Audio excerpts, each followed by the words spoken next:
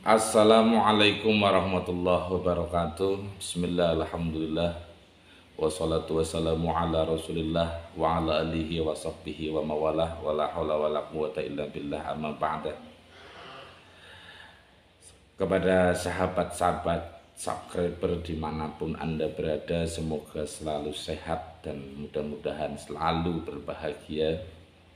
Kali ini saya ingin sedikit mengomentari terkait dengan surat edaran yang dikeluarkan oleh Gus Menteri Agama Gus Yakut Khalil Qomas tentang pengaturan suara. Niat beliau sangat mulia, niat beliau sangat baik. Tujuannya untuk menciptakan kenyamanan, menciptakan keharmonisan. Dan beliau memang dikenal sebagai figur yang sangat peduli dengan toleransi. Dan beliau menjadi orang yang dikenal dengan komitmennya untuk menghilangkan praktek-praktek atau perilaku-perilaku intoleran. Namun terkait dengan pengaturan suara yang kemudian dikerucutkan menjadi satu hal tentang azan, ini saya melihat Gus Yakut terjebak dalam bahasa saya terjebak, Gus Yakut terjebak dalam fobia intoleransi. Artinya beliau ingin sekali di Indonesia memiliki nilai toleransi tinggi karena ada kebinekaan, ada keberagaman. Semangat keberagaman, semangat kebinekaan yang dimiliki oleh Gus Menteri ini yang kemudian dalam tanda kutip menurut saya berlebihan, sehingga mengeluarkan edaran-edaran yang tujuannya adalah membangun toleransi antar umat beragama, membangun sikap harmoni, kebinekaan dan keragaman.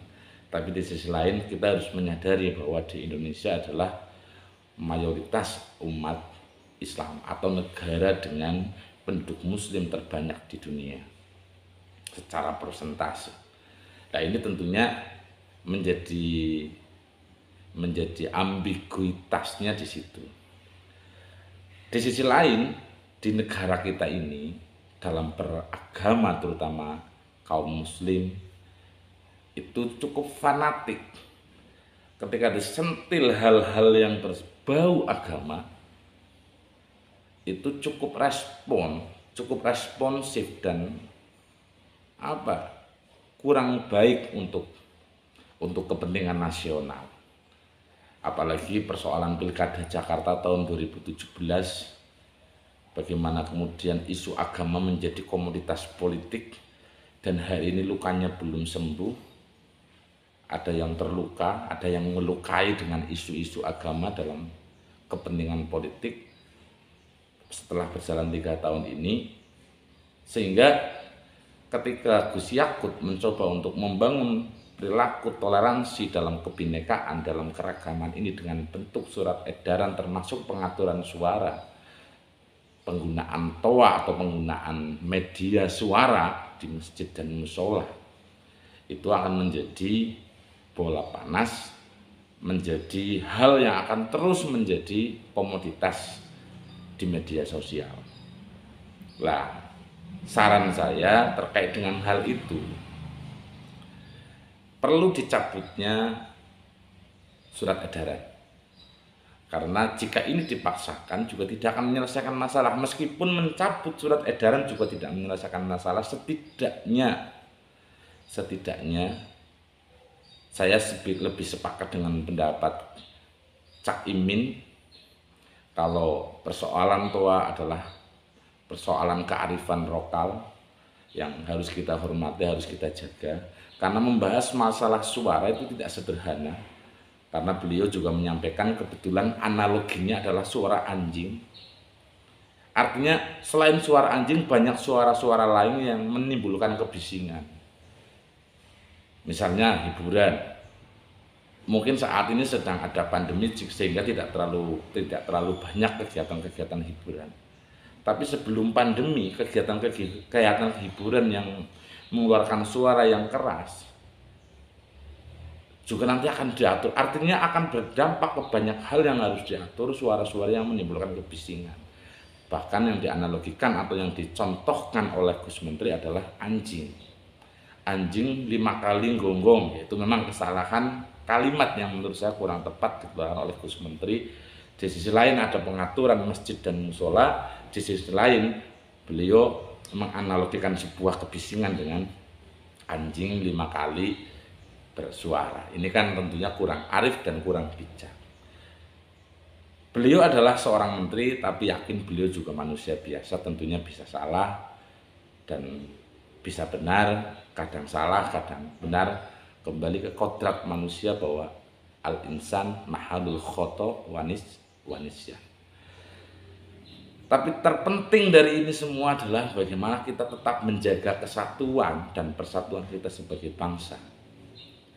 Keberagaman, perbedaan adalah anugerah Tuhan yang paling indah yang diberikan kepada kita. Kita hormati keputusan menteri, tapi kita juga harus mendesak, meminta kepada saudara menteri, Gus Menteri untuk mengevaluasi lah, kalau tidak mencabut minimal mengevaluasi peraturan tersebut, dan kemudian terkait dengan pernyataan atau statement beliau tentang contoh kebisingan yaitu suara anjing, itu juga perlu diklarifikasi atau diralat, atau bahkan bisa Gus Menteri bisa minta maaf. Toh itu jiwa seorang muslim memang harus selalu minta maaf. Ajaran Idul Fitri adalah wujud dari nilai-nilai Islam yang luar biasa, di mana di Idul Fitri itu semua orang merasa bersalah, semua orang minta maaf. Artinya kegiatan minta maaf bukan kegiatan yang dilarang oleh agama atau kegiatan yang tidak baik secara agama, tapi justru itulah nilai Islam yang luar biasa. Di saat Idul Fitri, semua orang mengakui kesalahannya, yang tua mengakui kesalahannya, yang muda mengakui kesalahannya, laki-laki, perempuan, semua mengakui kesalahannya dan bermaaf-maafan. Artinya itu adalah spirit yang dibangun oleh Islam, bahwa meminta maaf adalah kegiatan yang mulia.